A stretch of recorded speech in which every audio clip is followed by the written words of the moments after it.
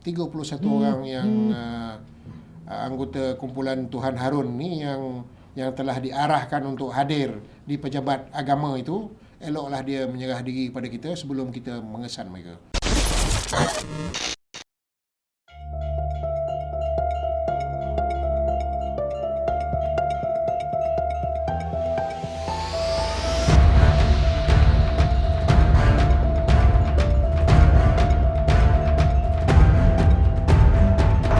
Sosok tubuh inilah yang mengaku dirinya sebagai Tuhan. Tuhan Harun dilahirkan di Raub Pahang pada 8 September 1966. Nama penuhnya Harun Mat Sa'ad. Mempunyai 3 orang isteri dan 7 orang anak. Berpendidikan agama di Sekolah Rendah Kebangsaan Batu Talam Raub Pahang, Sekolah Pondok Lubuk Tapah dan Sekolah Pondok di Kelantan.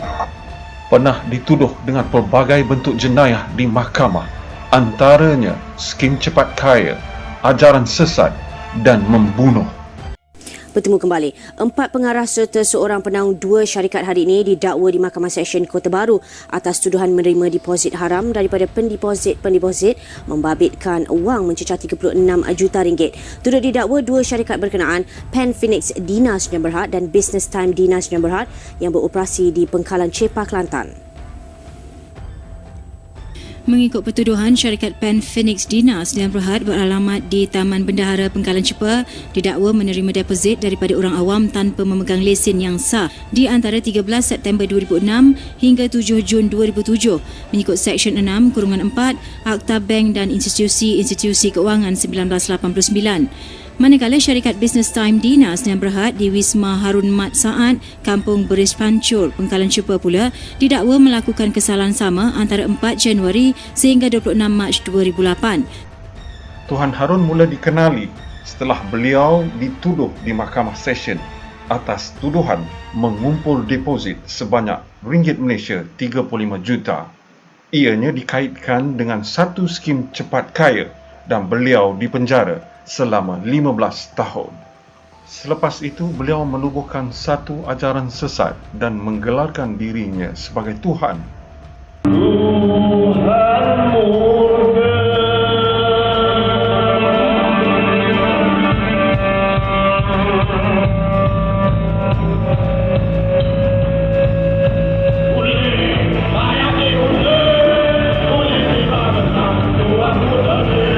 Ajaran sesatnya mempunyai sistem pengajian yang tersendiri dan dikenali sebagai University Universal Overhead God. Ianya diajarkan kepada 300 orang pengikutnya mengikut 3 peringkat. Peringkat pertama adalah untuk intik baru, peringkat kedua adalah untuk doktorat dan peringkat ketiga digelar Dr. World of God. Antara ritual yang pelik ajaran Tuhan Harun iaitu memainkan lagu rock menjelang waktu maghrib.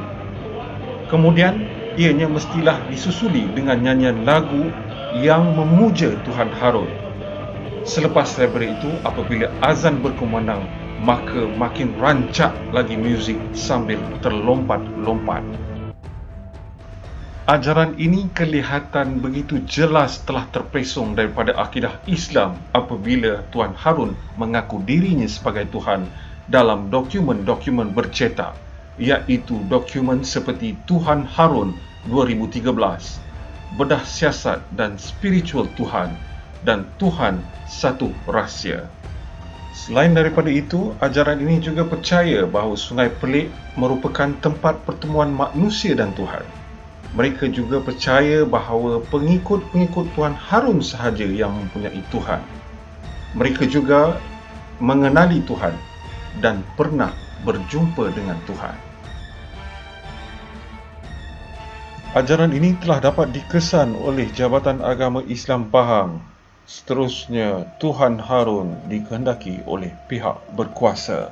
Dan Tuhan Harun ni yang telah diarahkan untuk hadir di pejabat agama itu, eloklah dia menyerah diri kepada kita sebelum kita mengesan mereka.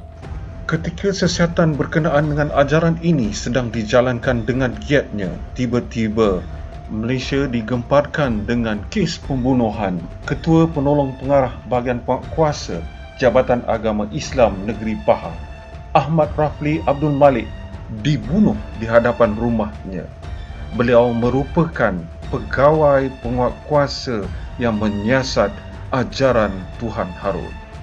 Mengikut fakta kes, sebuah kereta Wira Aerobag putih berhenti di depan rumah mangsa. Seorang lelaki berjubah hitam dan berkopiah putih memanggil mangsa.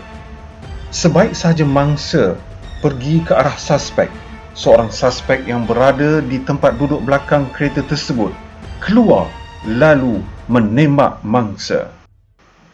Ahmad Rafli ditembak dengan 2 das tembakan mengenai dada di sebelah kanan, menyebabkan beliau mati di tempat kejadian. Sepandai-pandai tupai melompat, akhirnya jatuh ke tanah juga. Tuhan Harun dan pengikut-pengikutnya ditangkap. Beliau bersama isteri ketiganya, Azidah Muhammad Zul, pemandu mereka, Syarizal Edi Nizam dan 3 pengikut dituduh melakukan konspirasi jenayah dengan bersetuju membunuh Ahmad Rafli Abdul Malik. Tuhan Harun juga turut dituduh di bawah Seksyen 162 iaitu mengajar ajaran salah dan Seksyen 164 mencetak, menerbit dan mengedarkan dokumen yang salah. Hari yang ditunggu-tunggu telah tiba. 2 orang pengikut Tuhan Harun telah didapati bersalah membunuh Ahmad Rafli Abdul Malik. Syamsina Abdul Halim dan Su Mustafa Suradi dihukum gantung sampai mati. Kes Tuhan Harun ini tidak dapat dibicarakan sehingga akhir kerana Tuhan Harun meninggal dunia pada tahun 2016 di Hospital Tengku Ampuan Ahmad kerana mengalami masalah pernafasan ketika pemeriksaan kesihatan bagi menghadiri perbicaraan mahkamah. Beliau sebelum itu yang mengidap sakit angin ahmar dan tidak boleh bergerak dan sukar untuk melihat, dikebumikan di kampung halamannya di Batu Talam, Raub, Pahang. Marilah kita sama-sama berdoa ke hadrat Allah Subhanahu Wa Taala supaya Tuan Harun dan pengikut-pengikutnya diampunkan dosa dan diberi sebaik-baik hidayah. Amin ya rabbal alamin.